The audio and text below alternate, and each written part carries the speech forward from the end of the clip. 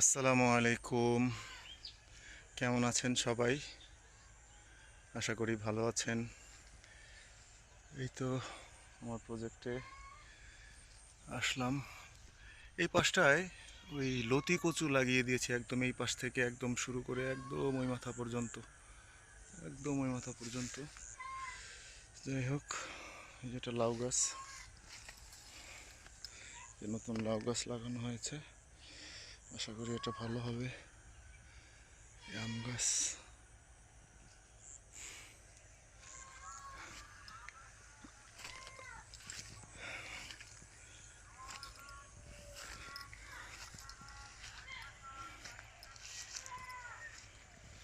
মাশাআল্লাহ এই আম গাছটা খুবই ঝাপালো হয়েছে সময় মতো প্রুনিং করার কারণে। তো এবার আবার আল্লাহর রহমতে আম ধরলে তারপর আম ছেঁড়ার পরে আবার নতুন করে প্রুনিং করতে হবে।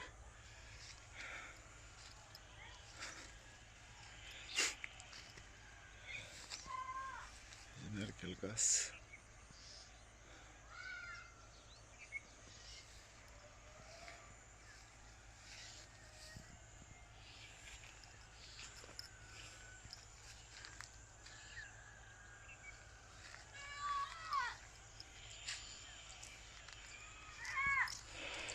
আলহামদুলিল্লাহ ভালো লাগে। আসলে আমার বেশি ভালো লাগলেও এখানে আসলে ভালো লাগে, আবার মন খারাপ থাকলেও এখানে আসলে মন ভালো হয়ে যায়। ঠিক আল্লাহর কাছে শুক্রিয়া আদায় করে শেষ করা যাবে না। আল্লাহর কাছে অসংখ্য শুক্রিয়া, আল্লাহ আমাকে এরকম একটা জায়গা উপহার দিছে। এই যে লতি কচু একেবারে ওই মাথার থেকে এইভাবে এখানে এসে এখান দিয়ে একেবারে এই মাথা পর্যন্ত।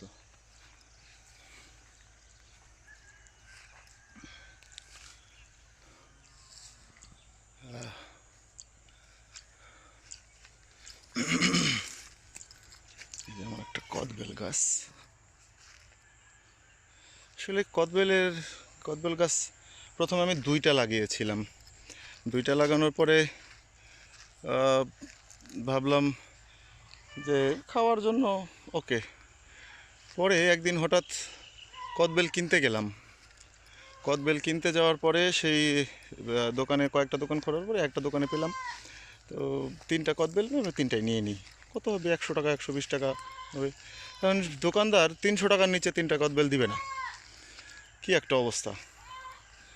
পরে আমি কোনো রকমে জোর জবরদস্তি করে ভাই ব্রাদার 250 টাকা দিয়ে তিনটা কদবেল আনলাম। তারপরে প্ল্যান করলাম, দুইটা কদবেল লাগাইছি গত বছর। তো এই যে আল্লাহর রহমতে যে গত বছর লাগানো হয়েছিল সেই কদবেল গাছে আল্লাহর রহমতে যে কদবেল ধরেছে, মাশাআল্লাহ, আল্লাহ বরকত দিন আরও। এই যে আরেকটা এই পাশে ছোটো আছে, আরও অনেক ফুল আসছিল। তবে বৃষ্টির দিনে পিঁপড়ার খুব যন্ত্রণা করছে। যে এই গাছেও দুইটা আছে, মাশাআল্লাহ। তো পিঁপড়ার কারণে ওষুধ দিয়ে রাখতে পারতাম না, আবার বৃষ্টি আসতো, ওষুধ ধুয়ে যেত, আবার পিঁপড়া চলে আসতো। পরে প্ল্যান করলাম যে কদবেলের দাম যেহেতু এত টাকা দিয়ে কিনতে হয়, তাহলে বিক্রি করলেও তো মোটামুটি একটা অ্যামাউন্ট পাওয়া যাবে। তো বুদ্ধিমতো কাজ করলাম, ওই লাইন ধরে মোটামুটি 14টা কদবেল গাছ লাগাই দিলাম। যেমন এই যে কদবেল গাছগুলো এই রোজার মধ্যে লাগানো হয়েছে।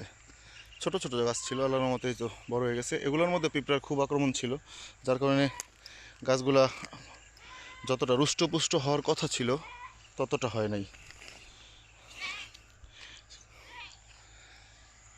এই যে কদবেল, এগুলো সব কদবেল এই লাইনে।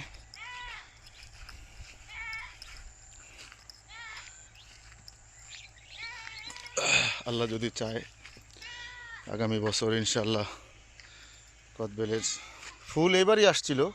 তো ওই যে পিঁপড়া, যাই হোক, সময়ের সাথে সাথে আমার অভিজ্ঞতাও বাড়ছে।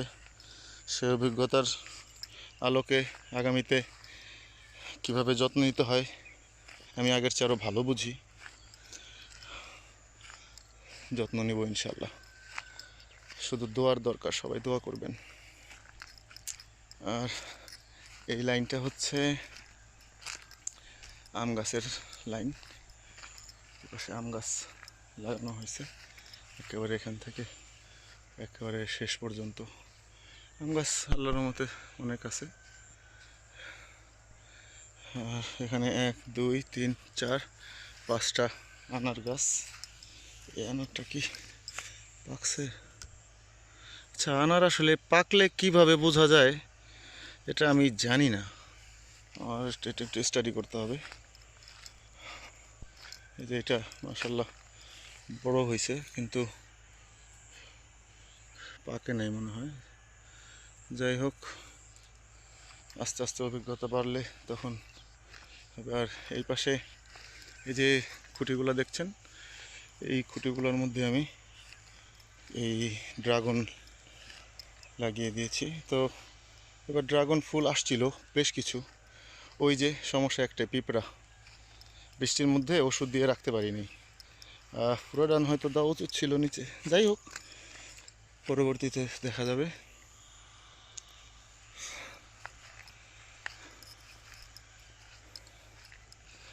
আর এই যে পাটখড়ির ঘরটা, এটা আসলে হাঁস পালনের জন্য করা হয়েছিল। পরবর্তীতে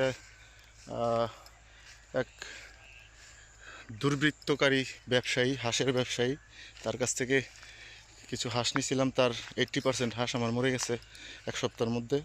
বুঝতে পারি নাই, ওই টিকা দেওয়ার পরেও হাঁস বাঁচে নাই। যাই হোক, এই যে এই ভিতরে এখন আমরা এই যে কিছু লাউ গাছ, এগুলো এখান থেকে উঠায় নিয়ে লাগানো হয়েছে কিছু, আরও কিছু এখানে আছে, এগুলো উঠায় লাগাইতে হবে। আর ভিতরে আমরা কিছু পালং শাকের বীজ বপন করা হয়েছে। পালং শাক হচ্ছে আর কি, আলহামদুলিল্লাহ সুন্দর হচ্ছে।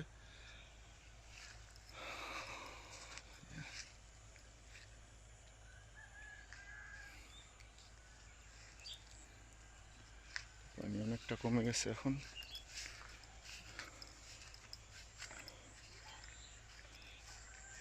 এই গাছের মধ্যে অনেক পোকার আক্রমণ ছিল, ওষুধ দেওয়া হয়েছে, এখন আল্লাহর রহমতে পোকা নাই। নারকেল গাছ যতগুলো ছিল সবগুলোর মধ্যেই মোটামুটি, এটার মধ্যে সবচেয়ে বেশি ছিল, আল্লাহর রহমতে এখন আর নাই। তো এই হচ্ছে ব্যাপার।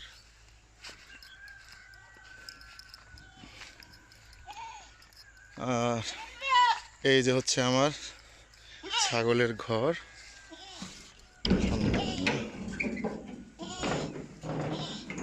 ছাগল,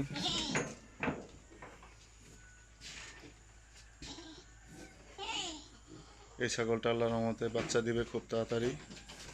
এই যে 3টা ভেড়া, একটা হচ্ছে ওদের মা, আর 2টা হচ্ছে বাচ্চা, একটা একটু বড় বাচ্চা, একটা ছোট।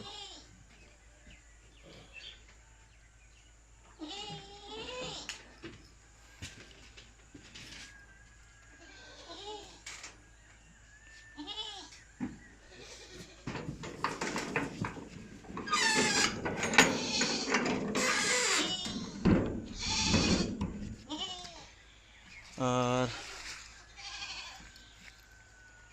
আমের দিনে আল্লাহর রহমতে আম, এটা হচ্ছে কারি পাতা, এই যে এর আগের ভিডিওতে দেখাইছিলাম।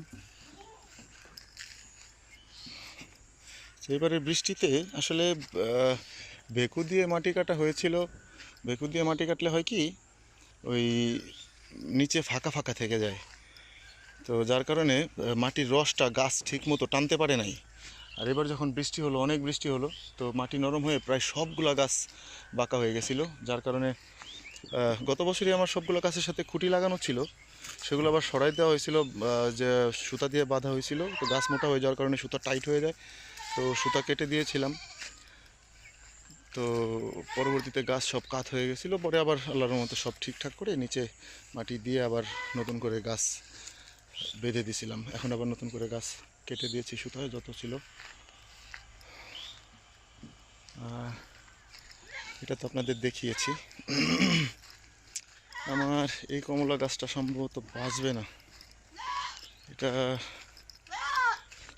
গোড়ায় পানি না কি সমস্যা, কি হয় কে জানে। যাই হোক, আল্লাহ ভরসা। আর এগুলো সব কমলা।